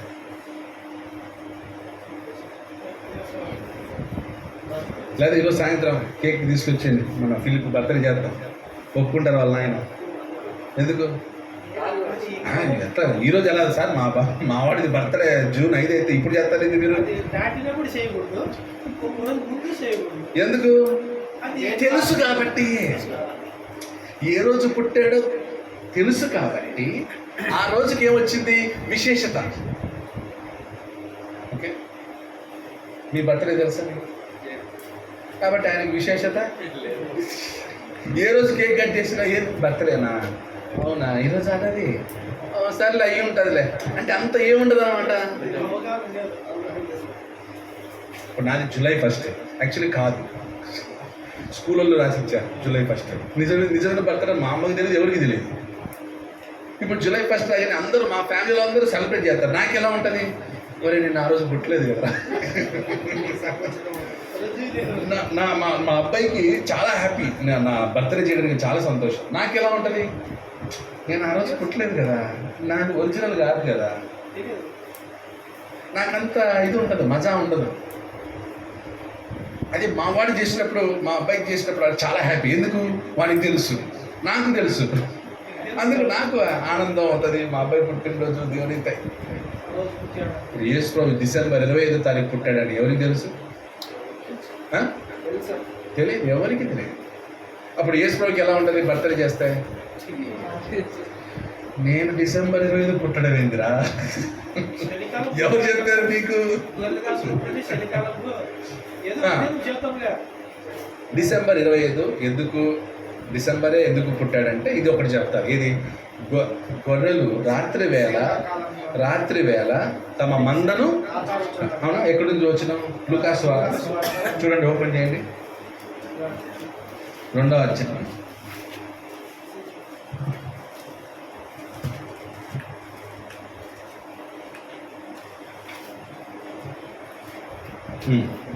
ఆ దేశంలో కొందరు గొర్రెలు కాపరులు పొలంలో నుండి రాత్రి వేళ తమ మందను కాచుకొనుచుండగా, రాత్రి వేళ తమ మందను కాచుకొను, జాగ్రత్త గమనించాలి. రాత్రి వేళ తమ మందను కాచుకొనుచుండగా. చలి కాచుకుంటున్నారా, మందను కాచుకుంటున్నారా? అంటే ఏదైనా పులి కానీ తోడేలు కానీ ఏదైనా ఎత్తుకెళ్తారేమో అనే దానికోసం కావాలి. మందని కాస్తున్నారు, గొర్రెల మందని కాపలా కాస్తున్నారని అర్థం, దాని అర్థం అంతే తప్ప ఏది కాదు, చలి కాదు. మందను కాచుకొని చుండగానే దాన్ని అందరు ఏమనుకున్నారు, చలి కాచుకున్నారు. కాబట్టి చలికాలం ఏది? డిసెంబర్. ఇంకా 1వ తారీఖు వస్తుంది జనవరికి ముందు 25 పెట్టారు. ఇది జనవరి 1వ తారీఖు సున్నతి చేసిన దినమని చెప్తారు. 25 నుండి 8వ రోజు వస్తుంది ఆలోచన. అంటే అక్కడ క్లియర్గా ఉంది, మందను కాచు. ఇప్పుడు మందని ఏ కాలంలో కాస్తారు? గొర్రెల మందని బయటికి తీసుకెళ్ళి పొలాల్లో ఎప్పుడు కాస్తారు? శీతాకాలంలోనే, వేసవికాలంలో. మరి పంటలు ఉన్నప్పుడు మందని తీసుకెళ్తారు. అప్పుడు డిసెంబర్ పంట ఉంటుంది, అప్పుడు డిసెంబర్లో పుట్ల వేసుకోరు. డిసెంబర్లో గొర్రెల కాపర్లు ఎవరు కూడా గొర్రెలు తీసుకుని వెళ్ళరు, ఎందుకంటే పొలాలు ఉంటాయి. అది పొలాలు లేని టైంలో తీసుకెళ్తారు. అప్పుడు యేసు ప్రభు డిసెంబర్లో, మరి ఎప్పుడు తెలియదు, అంతే.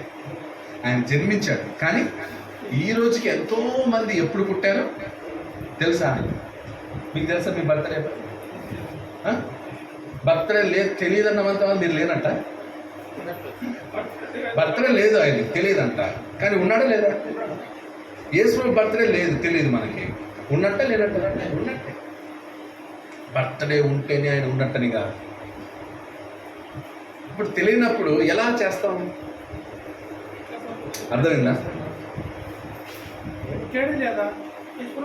జన్మించాడు, నీ చేస్తాం ఏదో ఒక దినం. ఒప్పుకుంటాడా? ఆయన బర్త్డే ఏదో ఒక రోజు చేద్దాం, ఒప్పుకుంటాడా? నా బర్త్డే ఇదో రోజు ఉంది.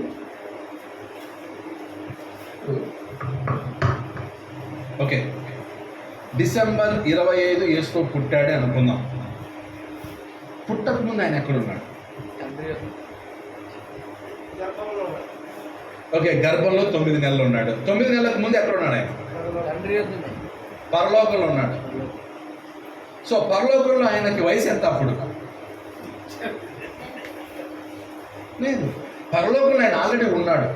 ఉన్నవాడు ఏం చేశాడనమాట? 9 నెలలు గర్భంగా ధరించి ఆ తర్వాత లోకంలో జన్మించాడు. ఆయన భూమి మీద జన్మించక ముందే ఆయన ఎక్కడున్నాడు?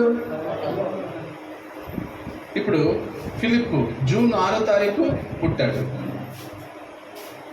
ఓకే, జూన్ 6వ తారీఖు పుట్టక ముందు ఎక్కడున్నాడు? తల్లి గర్భంలో ఉన్నాడు. తల్లి గర్భంలో ముందు ఎక్కడున్నాడు? లేడు. అర్థమవుతుంది?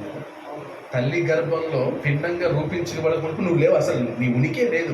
నీ ఉనికి ఎక్కడ జరిగింది? తల్లి గర్భంలో. ఇప్పుడు యేసు ప్రభు మరియమ్మ గర్భంలో రాకముందే ఉన్నాడా లేడా? అప్పుడు ఆయన ఒరిజినల్ డేట్ ఆఫ్ బర్త్ ఏది? మన మనిషికి బర్త్డే చేయడానికి కారణం ఉంది. ఏంటంటే అప్పటి వరకు మన ఉనికి లేదు. తల్లి గర్భంలోనే మన ఉనికి ఏమవుతుందన్నమాట? ప్రారంభం.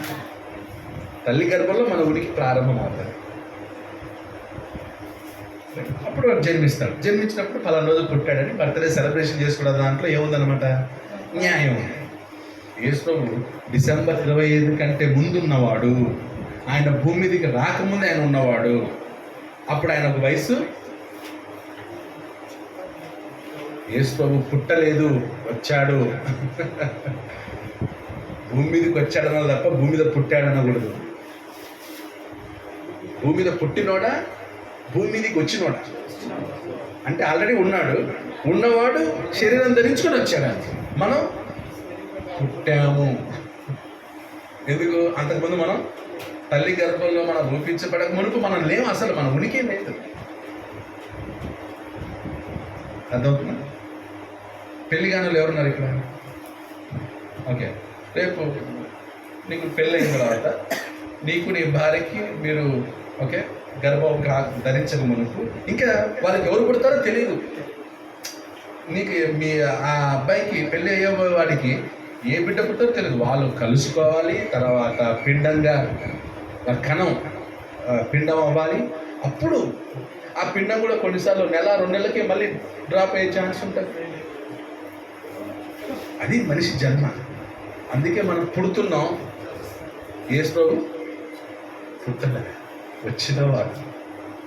అప్పుడు ఒరిజినల్ డేట్ ఆఫ్ బర్త్ ఏదో చెప్తే అప్పుడు చేస్తాను నేను క్రిస్మస్. ఎవరికి తెలుసు? ఎవరు? ఇప్పుడు యేసు ప్రభు వయసు ఎంత?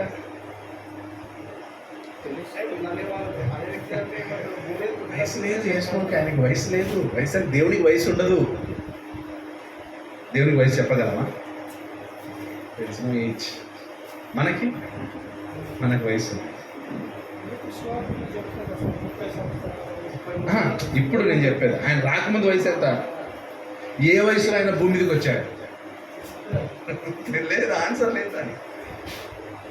కాబట్టి యేసుక్రీస్తు భూమి మీదకి వచ్చాడు. కానీ ఆయన డిసెంబర్ 25 పుట్టాడు అనే దానికి ఎక్కడ ఆధారం? అయినా చేస్తానంటే చేసుకో. దానివల్ల ఏంటనమాట? అంతే, వృథా, వ్యర్థం. అని తప్ప ఎవరైనా డిసెంబర్ 25 చేస్తున్నారంటే వాళ్ళని మనం దూషించకూడదు, లేదా వాళ్ళని తిట్టకూడదు, వాళ్ళని అవమానించకూడదు. కానీ వృథా, ఊరికే డబ్బులు. కానీ ఆ రోజు సెలవు దినం కాబట్టి డిసెంబర్ 25 సెలవు ఉంటుంది. ఇప్పుడు మనకి ఎందుకు దీన్ని పండగలాగా కాకుండా ఫెలోషిప్ లాగా ఎందుకు చేసుకోవాలంటే, ఇప్పుడు ఉదాహరణకి ఒక కుటుంబ సభ్యులందరూ కలవాలంటే ఏదో ఒక కారణం ఉండాలి. ఇప్పుడు హిందువులు అనుకోండి, పండగకి వాళ్ళు ఏదో పండుగ పెట్టుకొని కలుస్తారు. క్రిస్టియన్స్ ఎప్పుడు కలుస్తారు? క్రిస్మస్ టైంలో సెలవులు ఎక్కువ ఉంటాయి. ఆ టైంలో అందరూ సెలవులు ఇస్తారు, సెలవులు ఉంటాయి. ఆ సెలవు రోజు ఏంటంటే కదా కొడుకు కోడలు ఇంటికి పిలవాలి, అదొక అవకాశం. కూతురల్లుడిని పిలవాలి, అదొక అవకాశం. అలా పిలుచుకొని కలిసి తినటం ఇవన్నీ చేయొచ్చు. కానీ మైండ్లో నుంచి ఏం పోవాలి? ఈరోజు యేసు పుట్టాడు అనే మైండ్ పోవాలి. అదే ఆ రోజు ఒకవేళ చర్చ్ బిల్లులో కూడుకొని అందరం కలిసి ఒక మీటింగ్ పెట్టుకుందాం, వాక్యం నేర్చుకుందాం, ఏదో సబ్జెక్ట్ తెలుసుకుందాం అని ఏం చేయొచ్చు అనమాట, పెట్టుకోవచ్చు, నేర్చుకోవచ్చు. క్రిస్మస్ పండగ తీర్పు రోజున నిలబడదు. అంటే క్రిస్మస్ చేసిన వాళ్ళు నరకానికి పోతారని, ఎవరైతే చేయలేదో వాళ్ళు పరలోకానికి పోతారనేది లేదు. ఇది లెక్కలోకి రాదు. అందుకే చెప్పాను, సత్కార్యంలోకి ఇది రానే.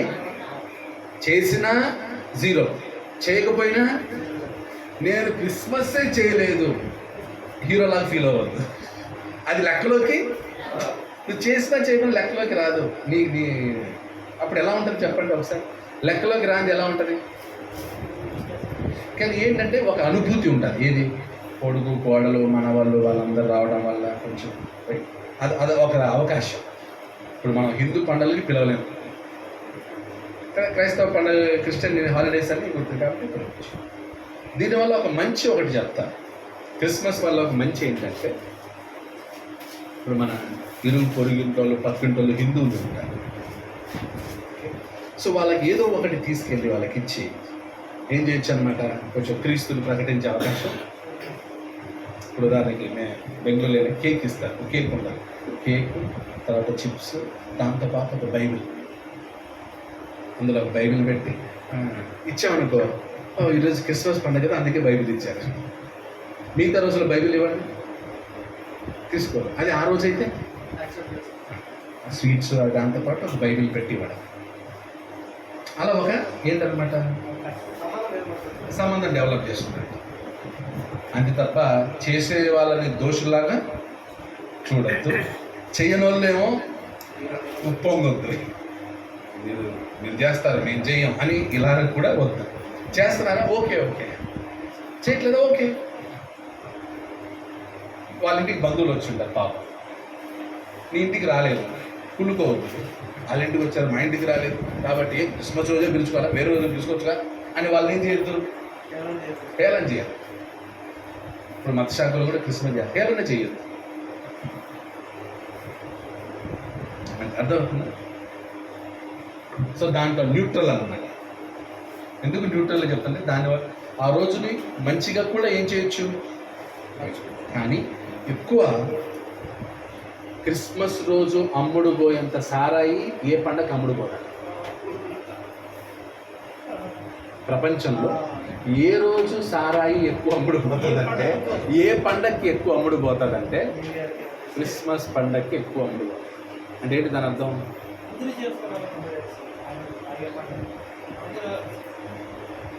అంటే సాగడానికి ఒక పండగ అంటే ప్రపంచం మొత్తంగా అంటే ఆ వీక్లో ఆ సీజన్లో ఎక్కువ. సో చేస్తారా చేయరా అనేది నిర్ణయం ఎవరి మీద ఉంది అనమాట, మీ మీద ఉంది అంతే. ఇప్పుడు నేను చెయ్యొద్దంటే నేను చెప్పను. రైట్. ఏవి? అవునా? Okay. Next Easter, good Friday, Easter. Good Friday, Easter.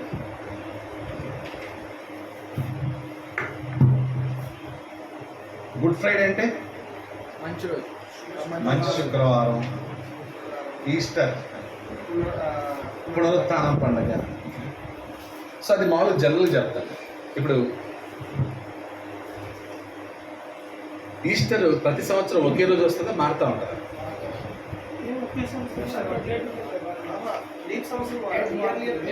Date మారుతుంది. ప్రతి సంవత్సరం ఒకే రోజు. ఎందుకంటే ఈస్టర్ ఏ రోజు పడాలి? ఆదివారం పడాలి. పోయిన సంవత్సరం ఏప్రిల్ 12 ఈస్టర్ అంటే ఈ సంవత్సరం ఏప్రిల్ 12 ఆదివారం ఉంటుందా? చేంజ్ అయి ఉంటుంది. అప్పుడు ఏం చేస్తారనమాట, ఆదివారం పడే రోజుని మళ్ళీ ఈస్టర్ కిందకి మారుస్తారు. దాన్ని ఏ బేస్ మీద క్యాలిక్యులేట్ చేసి డేట్ ఫిక్స్ చేస్తారంటే, చంద్రుని మీద చంద్రుడు ఉన్నాడు కదా. ఇప్పుడు రంజాన్ ఎలా క్యాలిక్యులేట్ చేస్తారు? చూసి సేమ్ అలాగే ఈస్టర్ని కూడా రంజాన్ పండుగని ఈస్టర్ పండుగని ఏం చేస్తారంటే క్యాలిక్యులేట్ చేస్తారు. క్యాలిక్యులేట్ చేసి ఫిక్స్ చేస్తారు పలానా డేటా. ఇప్పుడు మా నాన్న చనిపోయాడు, అక్టోబర్ 5వ తారీఖు మా నాన్న చనిపోయాడు. వచ్చే సంవత్సరం అక్టోబర్ 2 చేస్తాను నేను కదా. ఇప్పుడు యేసుప్రభుని ప్రతి సంవత్సరానికి ఒక్కొక్క రోజు చేస్తే ఎలా ఉంటుంది? యేసుప్రభు ఒక్కొక్క సంవత్సరం ఒక్కొక్క రోజు చనిపోయాడా? ఒక్కొక్క సంవత్సరం ఒక్కొక్క రోజు తిరిగి లేచాడా? సో గుడ్ ఫ్రైడే ఈస్టర్ కూడా ఆ నెలలో జరిగినట్లు ప్రూఫ్ ఎక్కడ ప్రూఫ్ లేదు.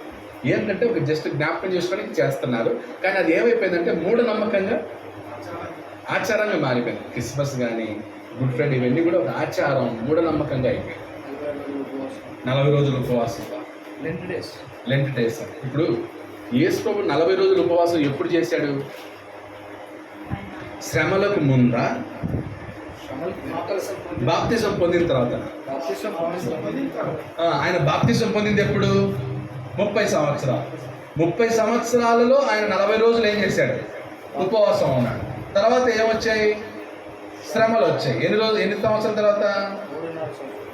3.5 సంవత్సరాల తర్వాత శ్రమలు వచ్చాయి. సో ఆయన ఉపవాసం ఉండింది ఎప్పుడు? బాప్తిజం పొందిన తర్వాత. శ్రమలకు ముందు ఆయన ఉపవాసం ఉన్నాడా? శ్రమలకు ముందు రోజు కూడా ఆయన భోజనం చేశాడు కదా. శ్రమలకు ముందు రోజు కూడా ఆయన భోజనం చేశాడు మరి.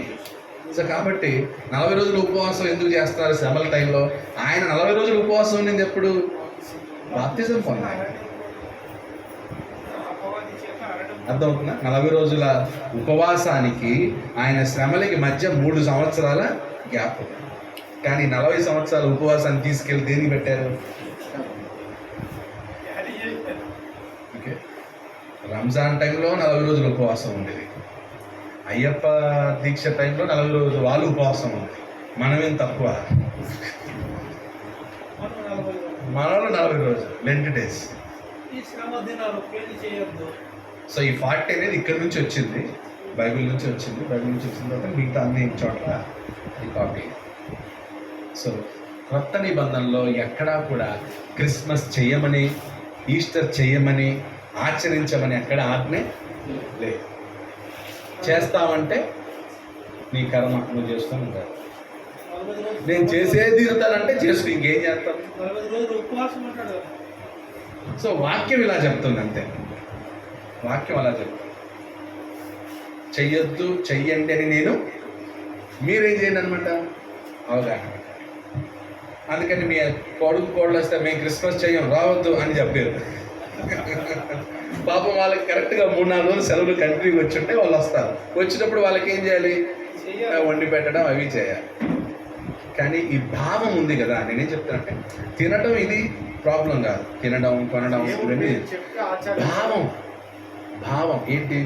ఈరోజు యేసు పుట్టెను, తిరిగి లేచెను అనే భావం. ఇది పోవాలంటే మొదటి కోరిక. సో క్రైస్తవ యుగంలో పండుగలు ఉన్నాయంటే లేవు అని రాసేసుకోండి. ఓకే, చెప్పాల్సింది మన ఆన్సర్ ఏంటి?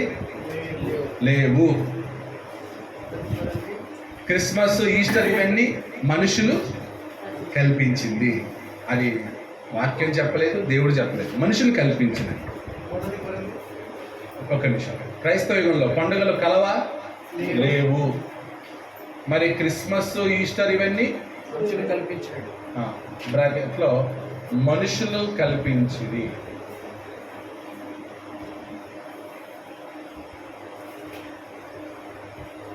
ఇంకోటి, యేసు ఎక్కడ పుట్టాడు? బెత్లెహేంలో ఎక్కడ పుట్టాడు?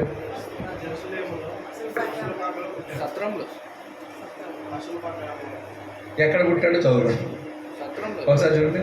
అప్పుడు లూకా 2, ఇప్పుడు మీకు ఒక నిజం. లూకా 2వ అధ్యాయం 6 6వ వచనం లూకా 2. అనబడిన దావీదు ఊరికి వెళ్ళాడు. ఆ, వారక్కడ ఉన్నప్పుడు ప్రసవ దినములు ఆమె ఆమె ప్రసవ దినములు నిండెను. గనుక ఆ, తన తొలిచూలు కుమారుని కని సో దావీదు ఊరికి వెళ్ళిపోయింది.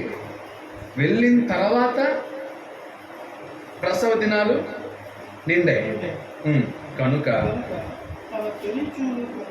తన తొలిచూలు కుమారుని కని పొత్తిగుడ్డలతో చుట్టి సత్రములో వారికి స్థలము లేనందున ఆయనను పశువుల తొట్టిలో ఎక్కడ పుట్టాడు వేసుకోండి. సత్రంలో సగం లేకుండా పశువుల పంట పెట్టాడు. ఇప్పుడు సత్రంలో ఆయన పుట్టింటే మళ్ళీ అక్కడి నుంచి ఎందుకు పోవాలి? ఇంకా ఆల్రెడీ ఉంది కదా స్థలం ఉంది కాబట్టి డెలివరీ అయింది. దాంట్లోనే ఎక్కడో కనింది, సత్రంకి వచ్చారు. సత్రంలో ఏం లేదు, స్థలం లేదు. అప్పుడు ఎక్కడికి వెళ్ళారు? పశువుల పంటలో పన్నెండు పెట్టిన డెలివరీ పశువుల పాకలో కాలేదు కాలేదు, డెలివరీ సత్రంలో కాలేదు వేరే ఎక్కడో అయింది. అయిన తర్వాత ఎక్కడికి వచ్చారు? పశువులతో సత్రంకి వచ్చారు. సత్రంలో ఏం లేదు, అప్పుడు ఎక్కడికి వెళ్ళారు? పశువులతో పాయింట్ ఎక్కడ అంటే అసలు దారి మధ్యలో పాయింట్ వచ్చేస్తారు. అది మనకు తెలియదు అంతే. ఎక్కడ సత్రంలో కనలే, పశువుల పాకలో కనలే, అంతే. ఎక్కడో కనింది. దారి మధ్యలో అర్థమైందా? కానీ మనకి ఏమర్థమైపోయింది? పశువుల పాకలో పుట్టాను అనేసి. పశువుల పాకలో పుట్టలేదు, స్థలము లేనందున పశువుల పాకకి వెళ్ళారు. కానీ వాస్తవానికి ఎక్కడికి వెళ్ళారు? పశువుల పాకులో కనాలి, పశువుల పాకులో పెట్టాలని వాళ్ళ ఇంటెన్షన్ కాదు. కన్న తర్వాత బేబీని ఉంచడానికి ప్లేస్ లేదు. అప్పుడు ఎక్కడికి వచ్చారు? సత్రంకి వచ్చారు. సత్రంలో కూడా ఏం లేదు, స్థలం లేదు. అప్పుడు ఎక్కడికి వెళ్ళారు? అర్థం. మీరే కాదు, పాస్టర్లే ఇది చెప్పిన తర్వాత పాస్టర్లే అవును కదా సార్. ఒక పాస్టర్ ఉన్నాడు, ఇన్ని సంవత్సరాలు మా వాళ్ళకి నేను సత్రం పశువుల పాకులో పుట్టాడని చెప్పి మేము గడ్డి అంతా వేసి డెకరేషన్ చేస్తున్నాం సార్.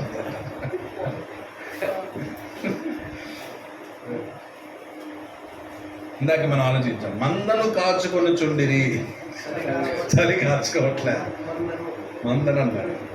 ఎంత కొంచెం ఇది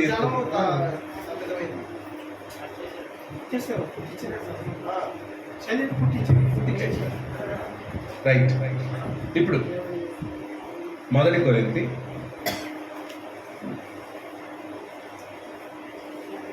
5వ అధ్యాయం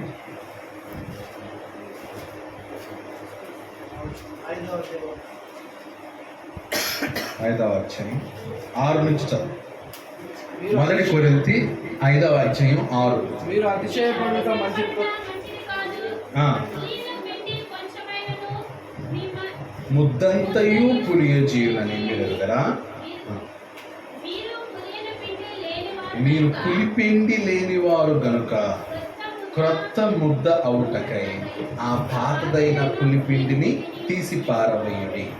ఇంతేకాక క్రీస్తు అను మన పస్కా పశువు వధింపబడెను కనుక పాతదైన పులిపిండితోనైనను దుర్మార్గతయు దుష్టత్వమును అను పులిపిండితోనైనను కాక నిష్కాపట్యమును సత్యమును అను పులియని రొట్టెతో పండుగ ఆచరింతుము. పులియని రొట్టెతో పండుగ. ఏ పండుగ అది? ప్రభు బల్ల. సో అక్కడ ఏ ఇది చెప్తారండి నా ప్రభు బల్ల.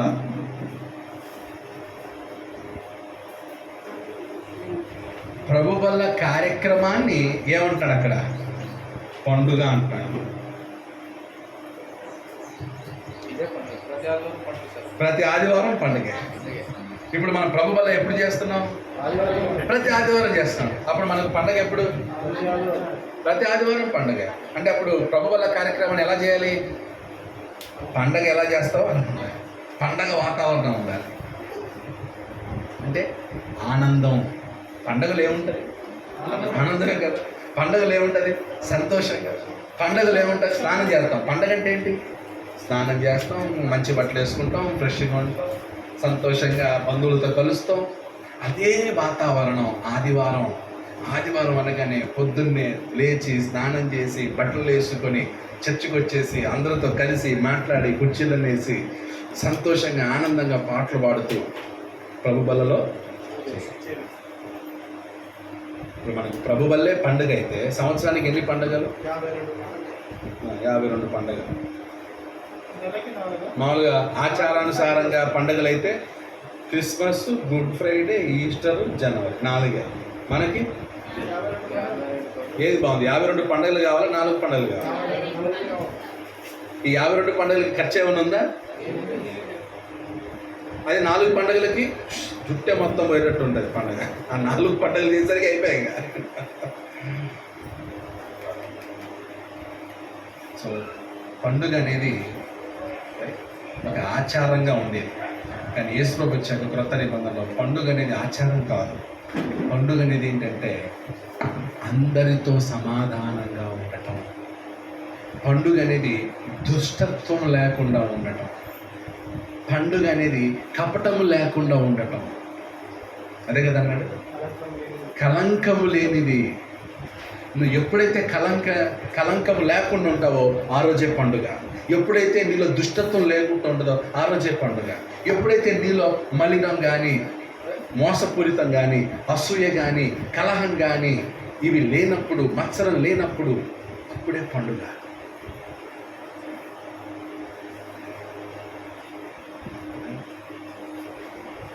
పండుగ రోజు మాత్రం ఆనందంగా ఉంటారు. పండుగ అయిన మరుసటి రోజు తాగుపడతాడు, పిల్లని బాధపడతాడు. ఏం పండుగ? అదే త్రాగుబోతు మారితే భార్యకు ప్రతిరోజు అంతే కదా. త్రాగుబోతు మారాడు అనుకోండి, ప్రతిరోజు పండుగ ఆమెకి. మారనోడు ఈ సంవత్సరం సరే పండుగ చేసిన, అయ్యా ఏ పండుగ అయ్యా, ఈ పండుగ అయితే లేకపోతే అసలైన పండుగ. మారు మనసు పొందినప్పుడు అసలైన పండుగ. మంచితనంతో బ్రతికినప్పుడు అసలైన పండుగ. అలాంటి పండుగ చేద్దామా? దుర్మార్గంతో అన్నీ ఉంటాయి, ఏం తెలియనట్టు క్రిస్మస్ మాత్రం భలే గ్రాండ్గా చేస్తారు. అన్నీ ఉన్నాయి. దుర్మార్గం, క్రూరత్వం, అసూయ, ద్వేషము, కలహము, ఓర్వలేనితనము అన్నీ ఉన్నాయి. క్రిస్మస్ మాత్రం హ్యాపీ క్రిస్మస్, ఓ క్రిస్మస్. అప్పుడు వేసిపోయి ఉంటాడు, వేషధారులారా, వేషధారులారా, అక్రమము చేయు వాళ్ళారా, నా యొద్ద నుండి నీతి న్యాయం లేని వాళ్ళారా, మీ పండుగలు నాకెందుకు? ఒకసారి ఆమోసు 5వ అధ్యాయం, ఆమోసు గ్రంథం 5వ అధ్యాయం 21.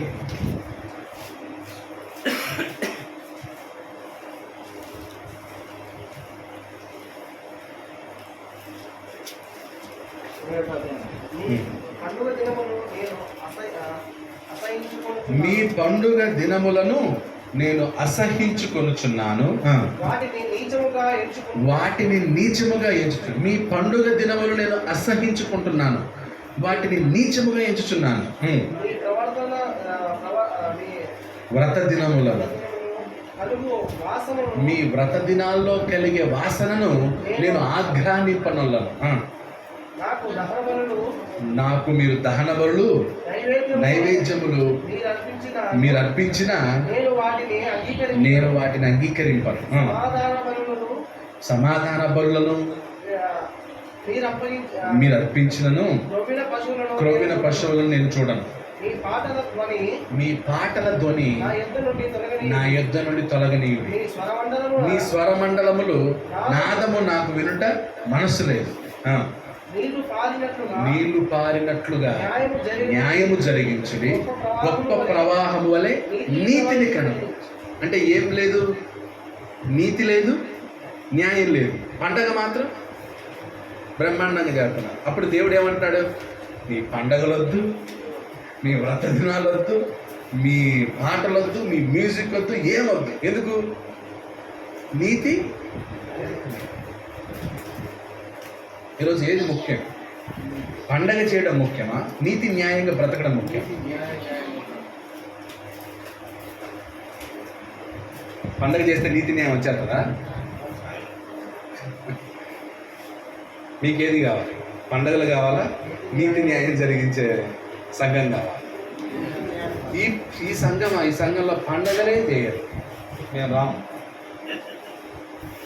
పండగలు ఉండక క్రీస్తు సంఘంలో పండగలు జరగవు, కానీ నీతి న్యాయాన్ని బోధిస్తాం, ఆచరించేటట్లు నేర్పిస్తాం. నీతి న్యాయం దేవునికి అదే కావాలి. ఇప్పుడు చెప్పండి, పండగలు కావాలా? ఏం మాట్లాడతారు? పండగలు కావాలా? అవసరం లేదంతే. అవసరం లేదు. లేదంటే మేము చేస్తామంటే చేసుకో. ఎవరంతా డబ్బులు అంతే కదా, అది లెక్కలోకి.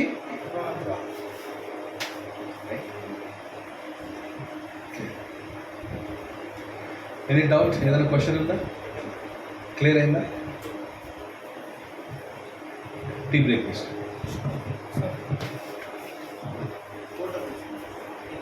స్టోరేజ్ అయిపోయింది.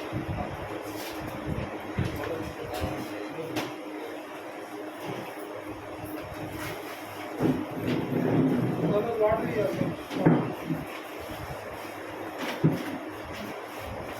తెచ్చు.